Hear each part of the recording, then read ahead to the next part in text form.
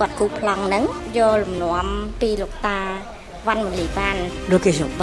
所ねアメニティがすごくいい The location is like the best in Phnom Penh and a very luxury apartment ខ្ញុំទិញគឺដោយសារគាត់សាងសង់ឃើញថាចេញជាលទ្ធផលថាគាត់បានសាងសង់ហើយខ្ញុំចូលចិត្តជាងគេគឺគ្រប់គ្រងដោយជប៉ុន